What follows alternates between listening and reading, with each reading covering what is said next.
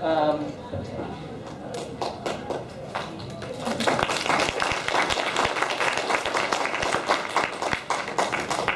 there's a saying.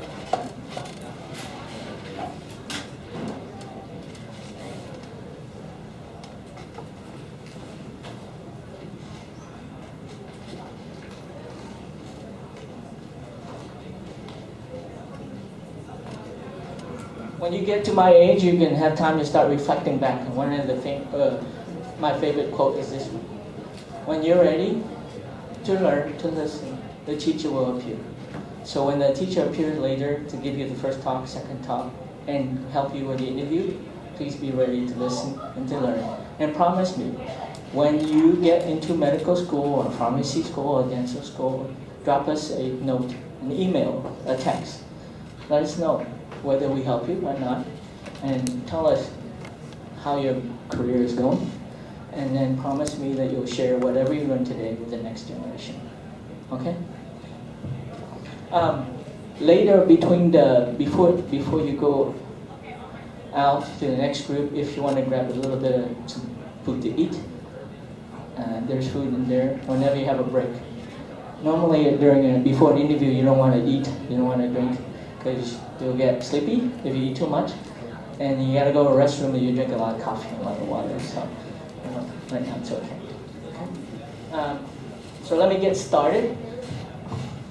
Again, without Coastline Community College and without Miss Christine Nguyen, this would not be possible. She allowed us to use the facility here. We have many rooms available so that we can organize the traditional one-on-one and also the multiple mini interviews. So let me introduce you to Miss Christine Nguyen, and let's give her a big applause and say thank you to her.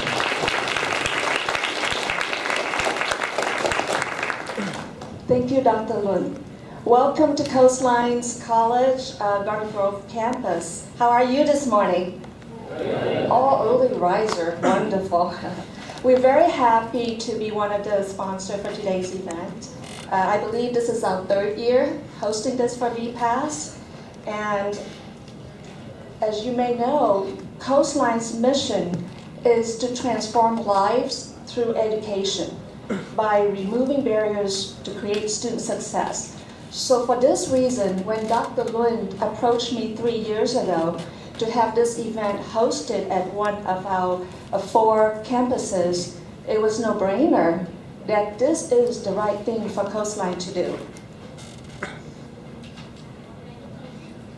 I want to, at this moment, to acknowledge VPASC and its executive officers, as well as its members, most of whom are here today volunteering for this event, for your vision, for your dedication and commitment to give back to the community. I'm also especially thrilled that for this year, I understand through Dr. Huynh that we have also garnered registration from students with various ethnicity. So this event now has really expanded and grown and serve beyond just the Vietnamese community.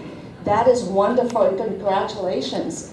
And I know that the VPASC commitment to serve the community expand beyond just hosting this event.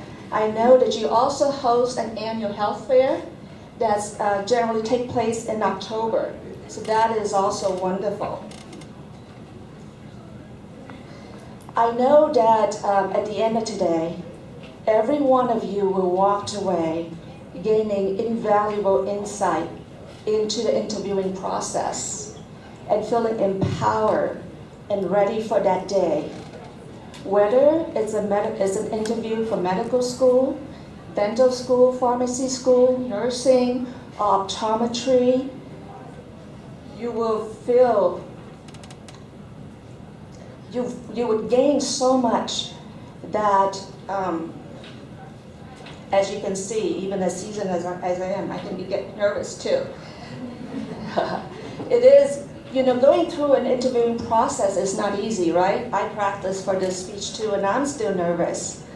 So what I would ask of you is 10 years from now, when you have ultimately reached your career goal as a healthcare provider, please take a moment to reflect back on today and think of how VPASC, and VPASC obviously stands for Vietnamese Physician Association of Southern California. Think of how VPASC and many others have paved the way for you to be where you are at, and that you would continue to pay forward and pave the way for many other generations to come. So with that, I wish you great success as you embark on this journey for a brighter future. Thank you.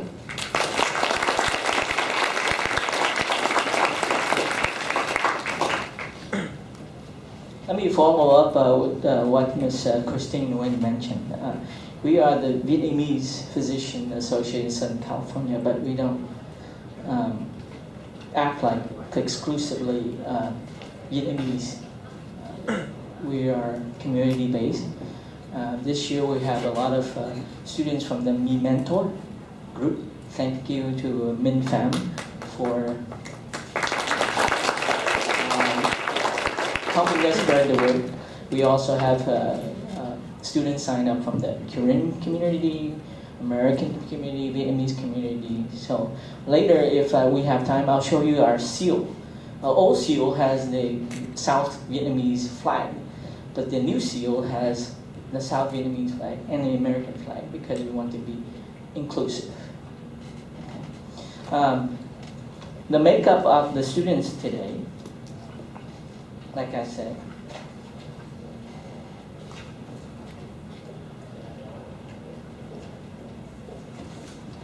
is 78 pre-medical students, 16 pre-dental, 6 nursing, 6 optometry, 11 pre-pharm, 5 PA.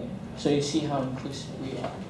We're not just a physician or medicine, we're also all types of pre-healthcare students. Let me introduce you to the first speaker. But before I do that, let me say thank you to the following people. Without them, it won't be possible. The two co-chair that organize it, they're still busy taking care of you all, registering, is Tran DDS. She's the co-chair. Her sister is Melissa Tran. They spent a lot of time organizing, doing spreadsheet, trying to figure out the time and how to move you all around to the different stations. One of the lessons that my parents taught me that I keep to this day is that you can tell if somebody likes you, loves you, cares about you, not by the amount of money they spend on you, but by the amount of time they spend with you. So when you see them running around, if possible, say thank you to them. Okay. I also like to thank the following people. Alexander Tran, are you here? He must be outside. He's a DO student from the Toro, California Medical College. He went all the way from Vallejo, which is north of San Francisco, down here to help you all today. Elizabeth Nguyen, she's a PGY1, this is her first year residency in pediatrics at Stanford. She flew down yesterday to help you all today. Anthony Nguyen, he's a PGY2. He's an OBGYN resident from New York. He's here to help you today. And then we have the Quat family. Are they here? You'll see there's 3 people, a father and 2 daughters. They're here, and this is their 3rd year helping the community and helping you all. So I'd like to acknowledge them. And then one more. He's running around, he has a camera, and he also helps with the food area. His name is Minh Tran. He's not a doctor, he's not a healthcare professional, he's actually a patient. And he has cancer, stage 4, but he's here to help you. Instead at home trying to rest, he thought this was very important, so that's why he's here. So if you see him, say thank you. Okay. The first speaker is Dr. Huynh Tran. And he is a specialist in rheumatology and general dermatology. I think I mentioned to you that he's on the admissions committee at California State, and he will share with you his experience. Dr. Huynh Tran.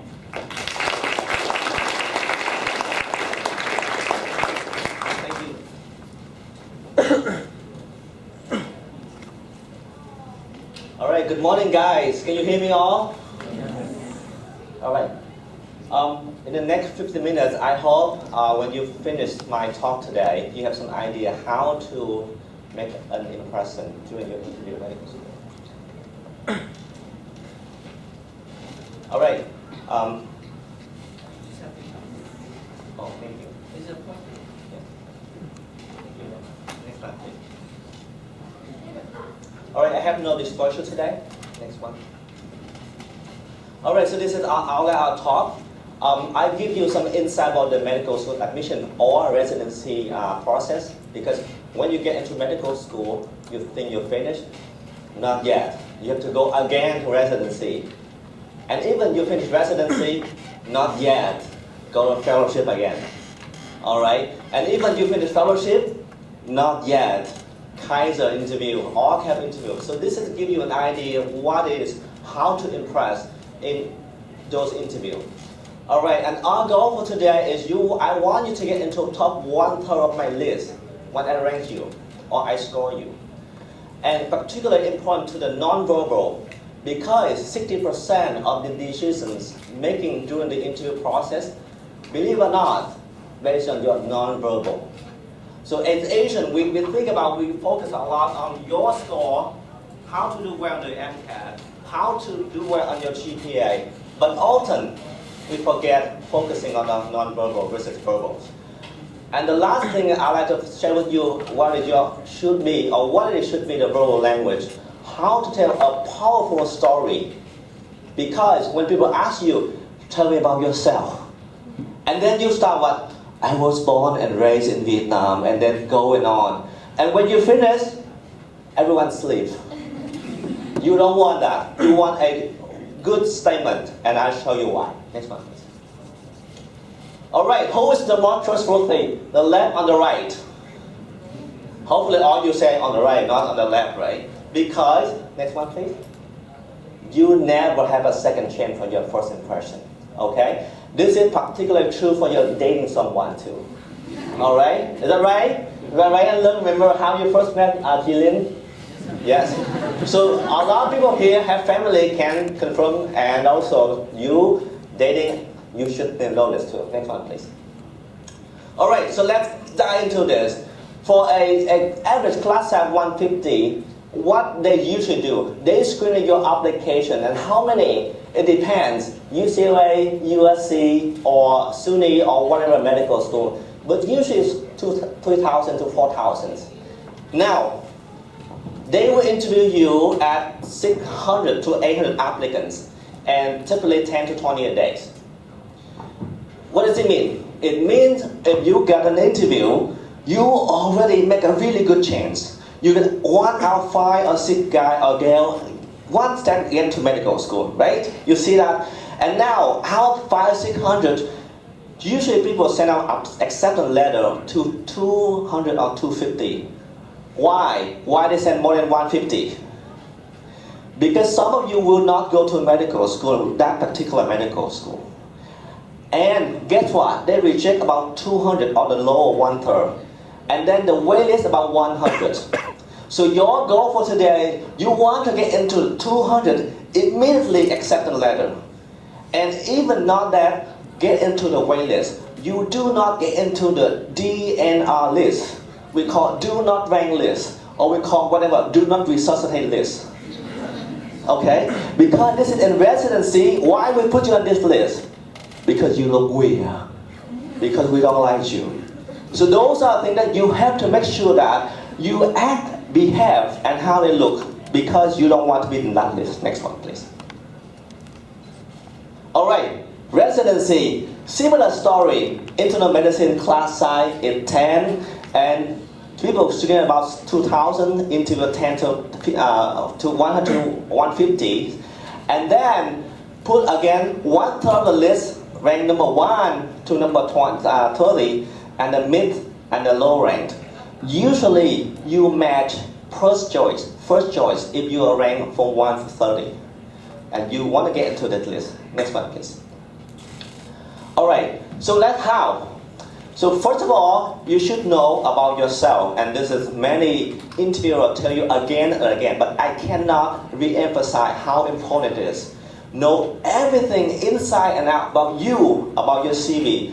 Whatever you listed on your CV, you should know like everything about that. Don't hesitate, oh, really, something like that. That's not good. So the goal for you is to impress the interviewer, and if you do so, you will get into medical school. Can everyone hear me? Hello? All right. That's okay. I usually don't answer that. All right.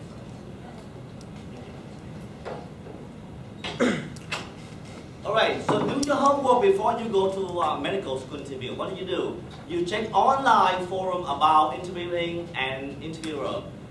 This is important. Learn about your key interviewer. This is key. Again, who are the key? Dean, assistant dean, key faculty. Look for someone old. Look for someone been there for a long time, because he or she will be there to see you again. Okay? And then be familiar with the driving, how to cross the school. You know this. But be early. Eat well, drink well, and sleep well. And the key thing is, be able to answer the biggest question from the interviewer. Why you? Why you? Remember this, why you? For medical school admission, for residency. Thank you. Thank you, Nguyen. Next, yes. And how would you impress the interviewer in 10-15 minutes? This is the key thing. You have or should have by now observation skill. You start from the parking lot, you most intend during the interview, and then finish when you go back to a car. It means you constantly looking, constantly observe what's going on around you. And the non-verbal language, good handshake, body gesture, dress, and eye contact. And those, again and again, those skills you will learn today with us. We show you how to do. And then verbal language, as mentioned earlier, powerful words, and powerful storyteller, and then ask the right question. Next one, please. So study have been shown why people fail interview. The number one reason why, because they fail into those things. Number one, eye contact. When you talk about eye contact, don't look too much, but don't look too little. And that's the key thing. If you date somebody, yeah, you can fall into her eye or his eye. But this is medical school interview. Don't look too much. But if you look too little, like this all the time, that's not cool either. Right? So this is the right amount of eye contact. And smile. Make sure you smile. Especially for those who become a future dentist. Right? Dentist, by all means, smiling. So make sure you're smiling. Okay? And cross arm is one thing that people don't like. Make sure that you don't do that. And then a wrong handshake. Again, people ask me what is wrong handshake? Remember, sometimes you're shaking a female faculty. Don't make a very hard handshake because it's painful.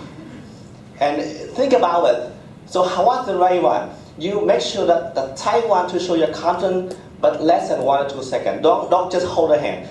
I cannot re-emphasize you how many times I interview medical student and resident or future resident. Some of them really weird handshake. And I will tell you my hand sometimes, oh my gosh. And then for the next 1 minute, I can think about the handshake. and you don't want that. You want something different than the hand. Okay? Next one, please. All right. Forgetting, this is something some Asian students always do. Sometimes they do it. Don't ever do this, okay? Don't, or do this, or do this, or none of those, okay? Look straight forward at your interviewer. Don't do those kind of things. Next one, please. Again, first impression via body. 55% the way you dress, act, and walk to the door will determine somehow you get into the medical school. And on the right side, if you fail to make those things, it's likely you will put on the DNR list, and you don't want that, right?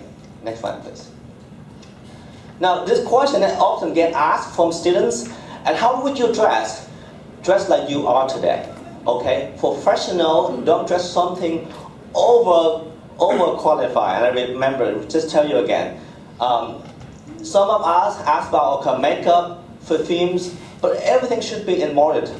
You don't really want to go too far. And you look fabulous today. Okay? You're good. Thank you. Next one, please. All right. I told you good eye contact because this is how you respect the interviewer. And Asian people, sometimes we are afraid to have eye contact, right? Especially if we look for someone like parents or teacher, we don't look straight forward. We look a little bit low. This is not true for a medical interview. You should look straight forward, calm, in a confident manner. Next one, please.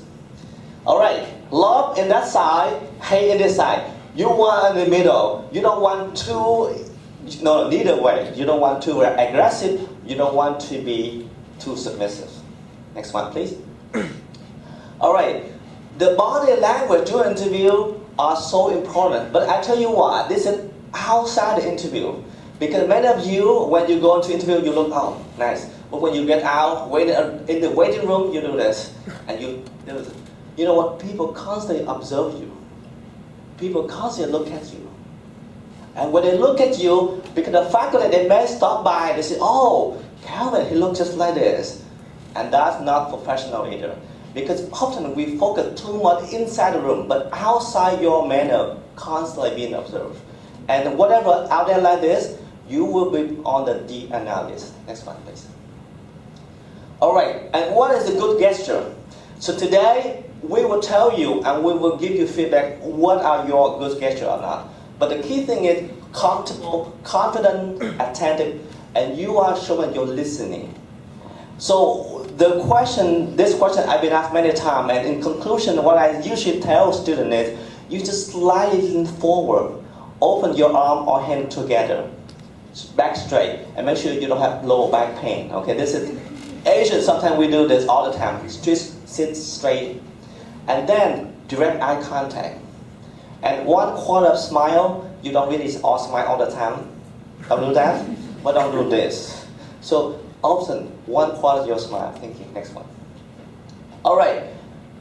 The power of silence. I don't know if many of you here remember from my talk from other things.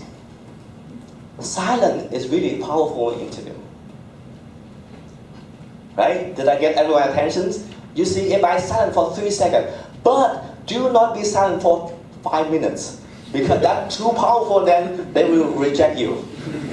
Okay? Don't do that. Just 3 seconds. You see my tone go up and down. No monotone, okay? Interviewer, you can go up, you can go down, but do not say in monotone. And then ask the right question. Next one, please. All right, you powerful words. You should know this by now, right? Whenever you tell about story, you make something that really powerful by picking those words carefully. You can say incredible, gorgeous, abundant.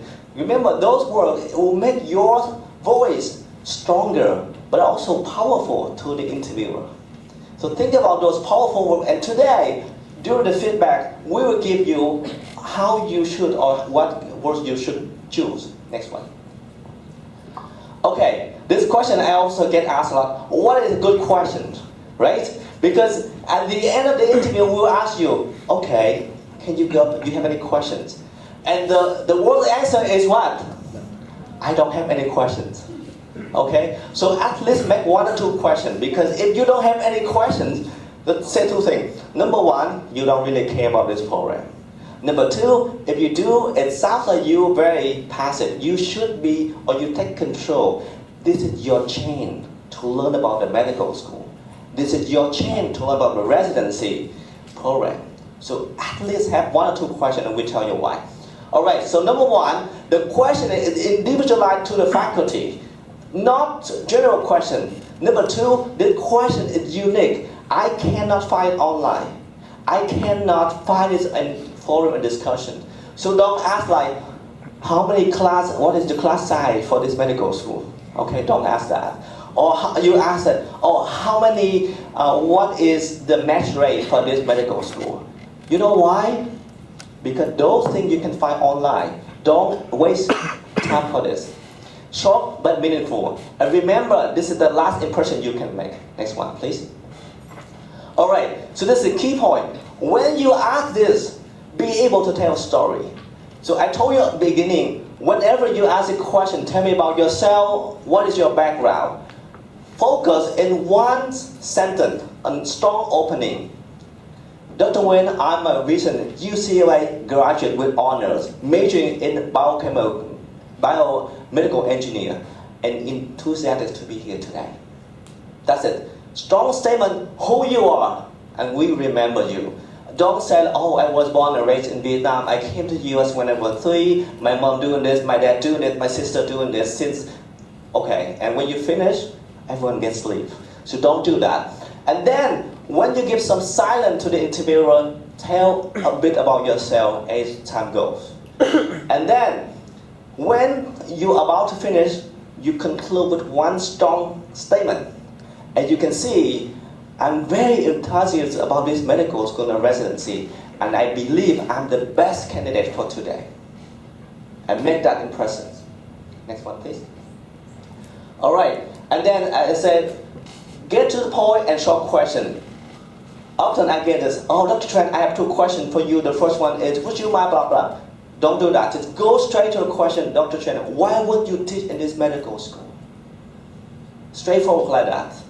And whenever you ask those questions, not only you save time for you, for the interview, but also impress people that you tell them you know how to ask questions. Next one, please. All right. Now, we're moving to close the interview. When you get asked, do you have any more questions? You should say thank you to this, and then a good handshake again. Okay, don't do too strong, don't do too weak, and I still remember that handshake from the guy. And then, if you can, do a handwriting thank you. And I usually do that while you walk in the car or you get out of the room.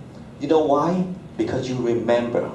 You remember today that you saw this, and you note something particularly about you, about the faculty. All right? Next one, please. All right, so hopefully in the last 10 or 15 minutes, I'll show you how and what is how to impress. Any questions? I need 2 questions. Yes? So what are some of the most impressive questions that have lasted with you? Well, the most impressive question is, why did you choose to stay in this faculty medical school while the medical school has a lot of scandals? And actually, that's a very hard question, and I remember that because it's and my question is, first and foremost, I care about my students. I don't care about anything else. And if I can see the school mission is serving students, that's why I'm here. So actually, that's a very good point. Whenever you ask a question, try to tailor to that particular school. Because if you can see the school mission, you can see the school statements, if you can follow with that, you're good. All right. Any more questions? And then I can hand it to my colleague, Dr. Tran. All right, thank you guys, and I see you. Thank you, Dr. Huynh. Before I introduce Dr. Tran, I just wanted to tell you a little secret that I use when I look at somebody's eyes. I used to be on TV and they will film and I would have to look at the host and I can't stop smiling, laughing, and they can't film me when I do that, right? So when you look at somebody's eyes and you look both at the same time, you tend to cross-eye. So look at one eye, focus on one eye. That actually helps you focus your mind too, and it will stop you from laughing. So when you look at the interviewer today, pick one eye and focus on that. Okay? And the second thing is a handshake. Is actually, for me, it's actually a hand cup that prevents me from gripping. It's a hand cup. It's not grabbing somebody's finger. It's a cup of the hand. That seemed to work for me. You might want to try that later today. Okay. The next speaker is Dr. Tran. She is a family medicine specialist. She works at St. Jude's Medical Center in Riverside. She's on Diamond Bar. My apology. She's on the admissions committee at the UC Riverside, so she's going to talk to you about medicine as a career.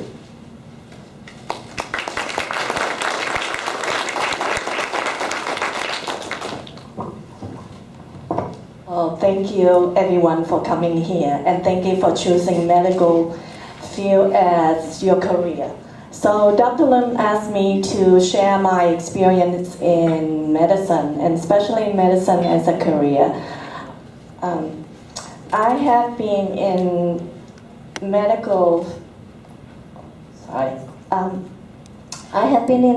started my career since very young. I'm telling you why, because all of you are the same. You have to go through prepare yourself as very young. So let me tell you about my background. I graduated at UC Riverside Biomedical Science back in '91, which at that time the UCR still have a combined program for 7 years with UCLA. So then I finished my medical school at UCLA. I finished my residency at Northridge Family Practice Residency with UCLA. And then I started my career is with the Vietnamese community here with both our medical groups for 17 years. Then I moved on to join St. Jude's.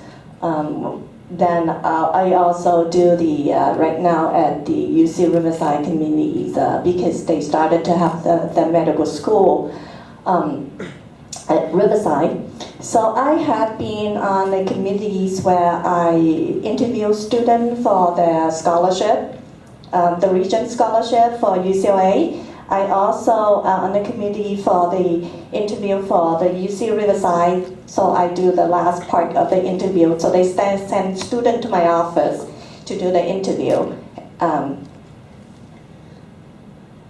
So welcome to the healthcare. So basically primary care, we do have family medicine, internal medicine, geriatric, and PE. So all of you go into medicine, you can choose that. And also, the team comprised of medical doctors, physician assistant, and nurse practitioner. So in my office, I have a team of myself, and I have 2 nurse practitioners working with me and 2 PA. Why? Thank you for choosing medicine, because by the year 2025, we have a huge shortages of primary care and specialists.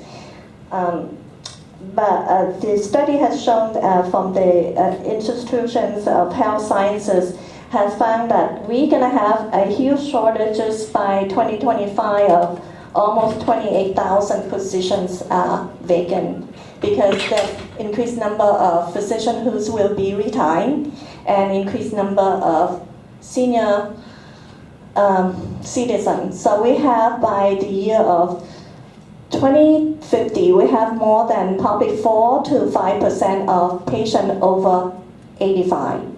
So, you know, when you're over 85, basically you are no longer working. You need a lot of health care.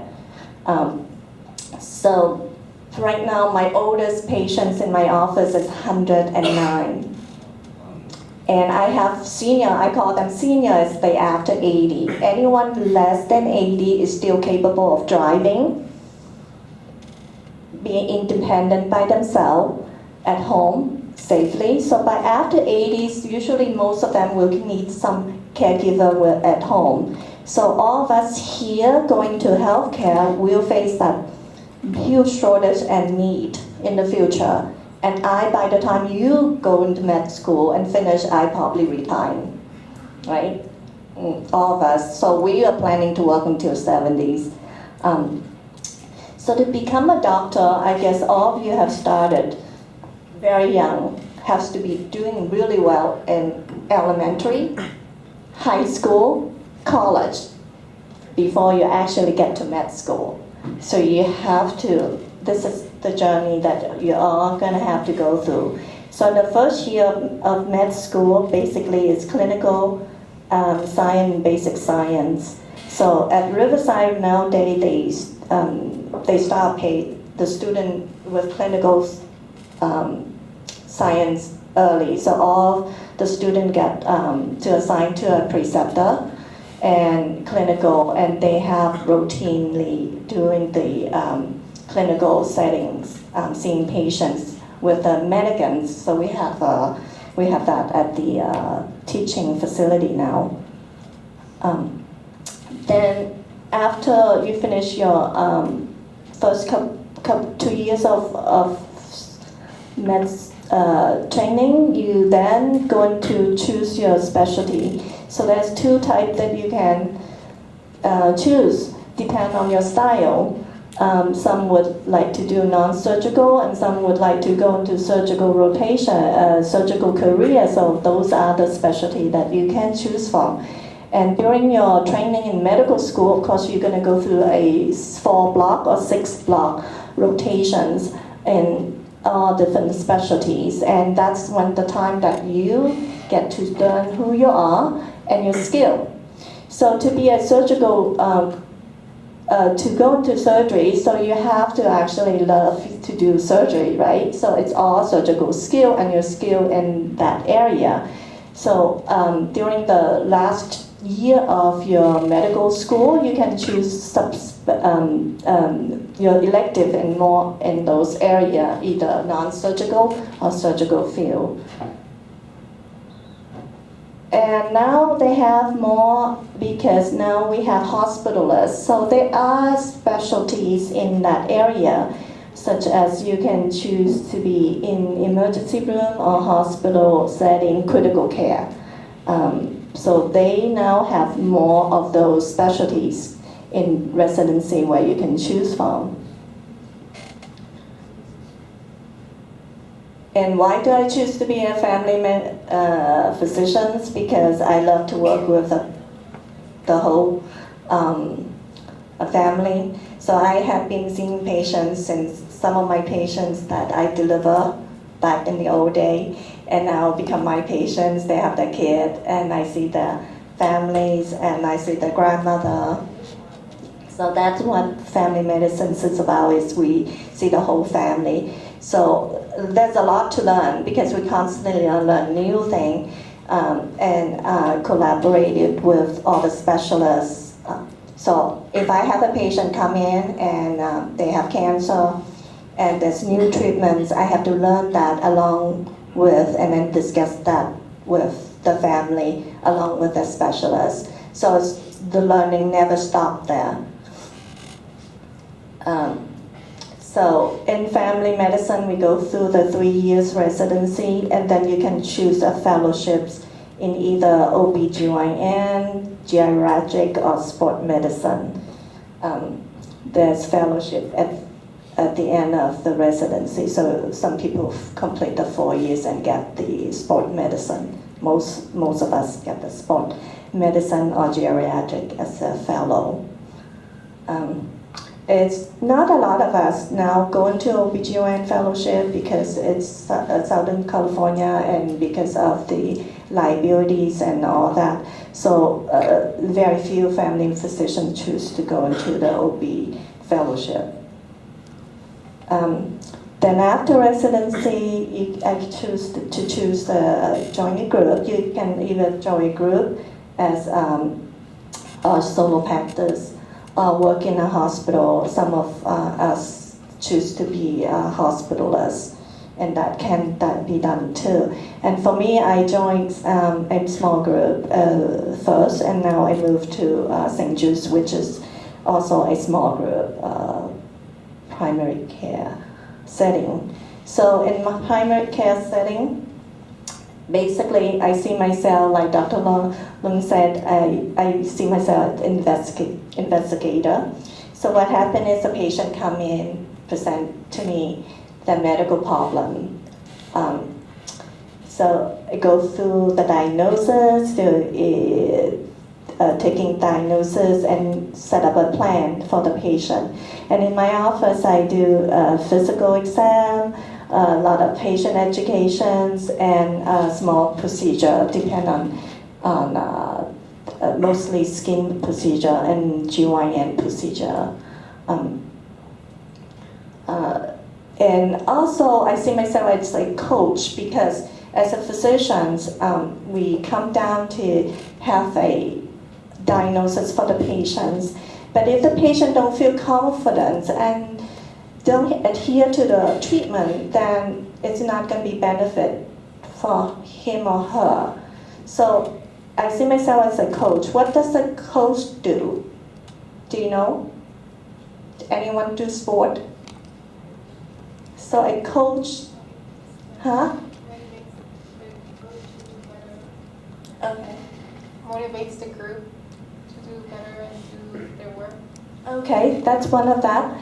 A coach actually see your weakness and turn your weakness into your strength, right? Anyone play sport? Okay, that's what a coach do. So when the patient come in and tell me, Dr. Tran, I'm obese, I've been overweight for all this year, I can't do it. I can lose another 10 pounds. I can lose a pound, doc. I'm gonna have a knee surgery and my orthopedic tell me I have to lose another 10 pounds because before he do my total knee replacement, right? So the patients come in and say, I can't do it. So how do you do? Oh, you go home and diet and exercise. So the next time patient come back and she said, no, I cannot do it. As a physician, for all this year in my career, I found out that the effective way is to motivate patients is to turn their weakness into their strength, right? So instead of saying you go home and do it, you give them a schedule. So why listen to them? Like most of them, listen. So if the patient have to drive an hour to go to work, an hour to come back, the 2 hours of her life that she's on the road. She work another 8 hours, 10 hours work. Go home and cook and doing that. She can't even, if you ask her to do exercise, she can. So you have to go through and investigate. Put down the plan and give them a plan. So as a physician, not just because your knowledge in medicine, you write down a prescription. It's easy to write a prescription and give it to the patient and go home. It's really hard to build a relationship. For you, the first step is to get to med school. But it's harder to be a physician day after night and see the patient. So are you ready to do that? Right? This is the toughest part. So for me, I see medicine is not just a career, it's my passion. I go to work every day with this, that I am their coach. I come in and I will not just motivate, but to turn a weakness. Everyone have weakness. To turn the weakness into their strength.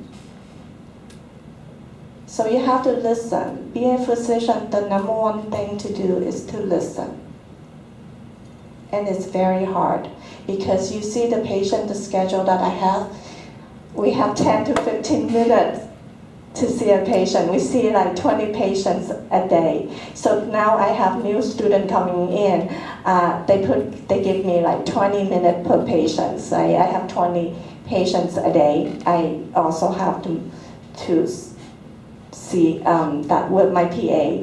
So that is such a short time for us as a physician to generate a plan, to give it to the patient, and then to see that the treatment plan works. That is the hardest skill. It's easy to take it to MCAT test and do well. It's easy to pass the board. But the hardest thing is day after day after day, that treating the same patient, the same problem, and did not get better. And you know the number one thing happened in healthcare is physician burnout. We have the highest burnout rate nowadays because of that.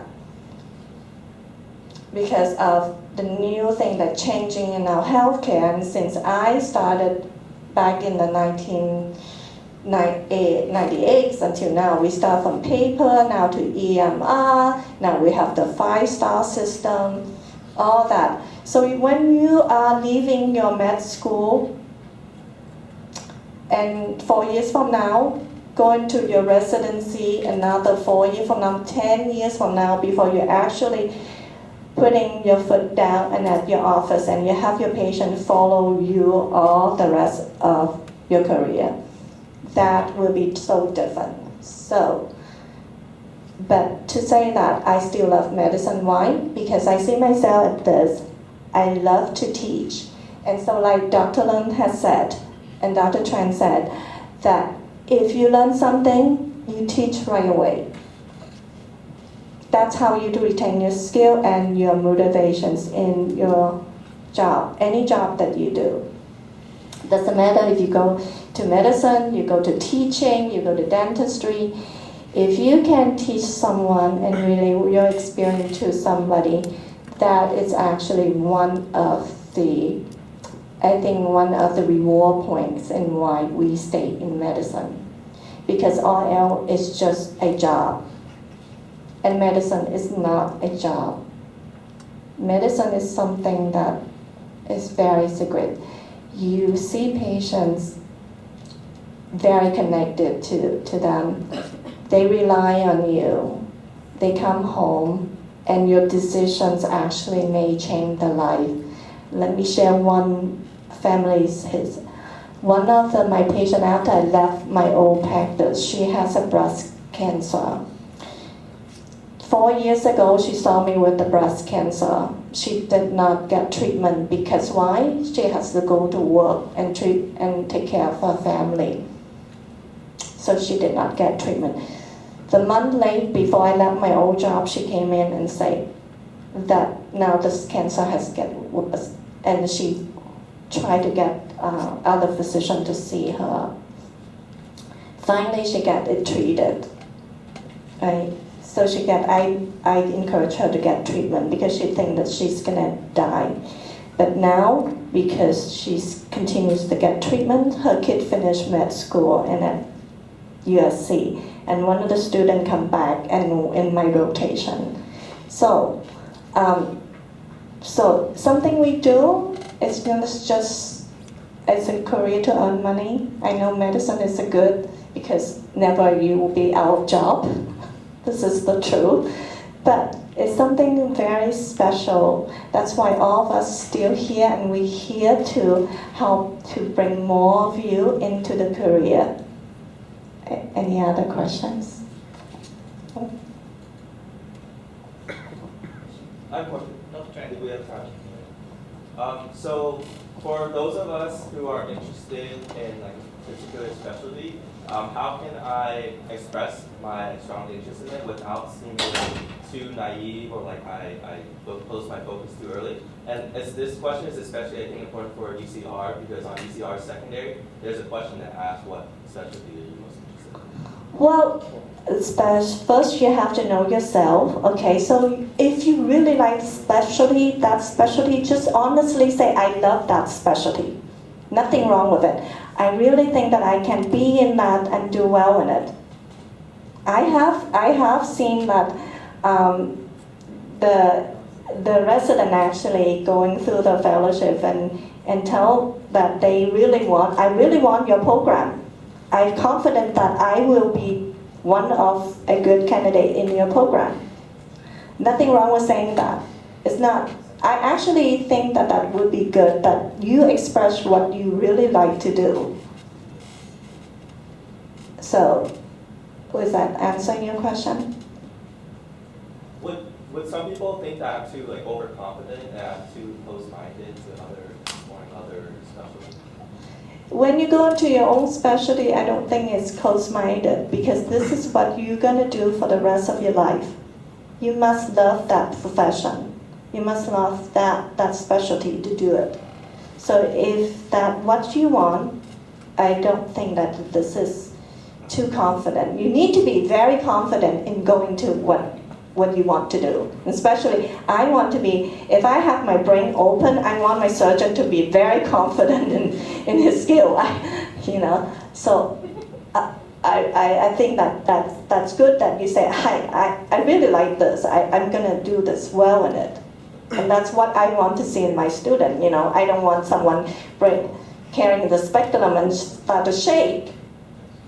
I have students that, when I teach them how to do a vaginal exam, they just shake.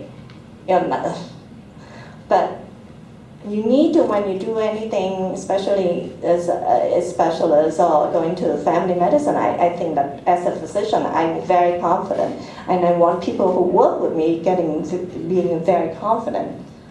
It's just one thing, yes, the answer is yes, being honest.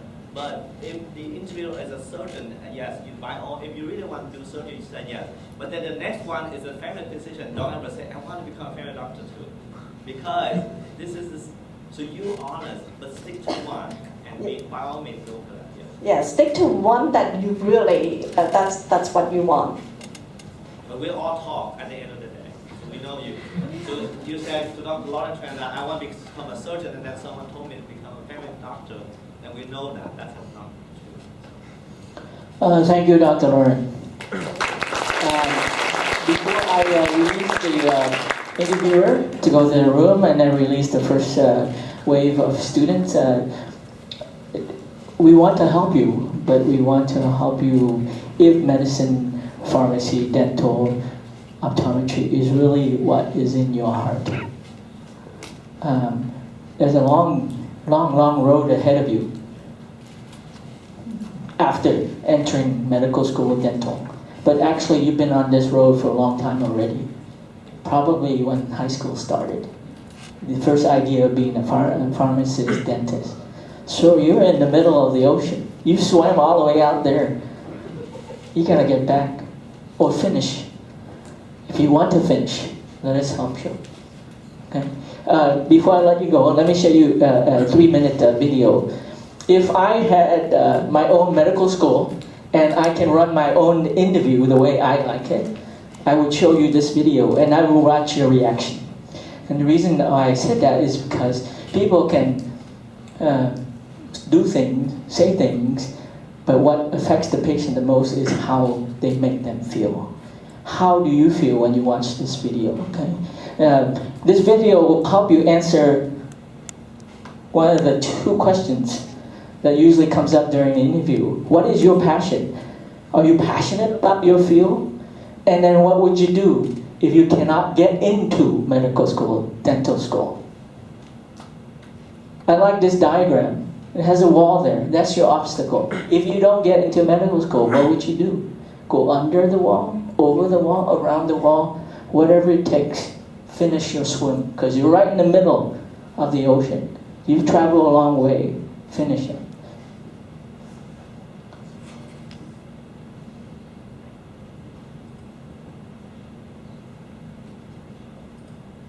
Don't let them anesthetize you. Don't let them numb you out to the miracle of life. Always live in awe of the glorious mechanism of the human body. Let that be the focus of your studies and not a quest for grades, which will give you no idea what kind of doctor you will become. Mr. Adams, please turn and Don't address wait the till you're board. on the ward to get your humanity back. Start your interviewing skills now. Start talking to strangers. Talk to your friends. Talk to wrong numbers. Talk to everyone. Mr. Adams. And cultivate friendships with those amazing people standing in the back of the room. Nurses that can teach you. They have been with people every day. They wade through blood and shit. They have a wealth of knowledge to share with you. And so do the professors you respect. The ones who are not dead from the heart up. Share their compassion. Let that be contagious. Mr. Adams, I demand that you turn and address the board. Sir, I want to be a doctor with all my heart.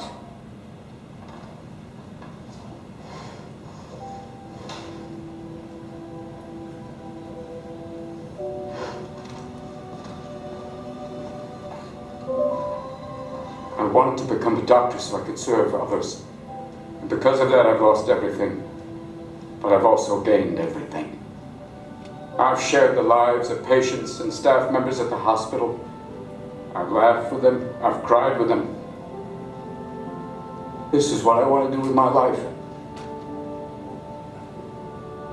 And as God is my witness, no matter what your decision today, sir, I will still become the best damn doctor the world has ever seen. Now, you have the ability to prevent me from graduating. You can keep me from getting the title and the white coat. But you can't control my spirit, gentlemen. You can't keep me from learning. You can't keep me from studying. So you have a choice. You could have me as a professional colleague, passionate, or you can have me as an outspoken outsider, still adamant. Either way, I'll probably still be viewed as a thorn. I promise you one thing. I am a thorn that will not go away. Is that all? I hope not, sir.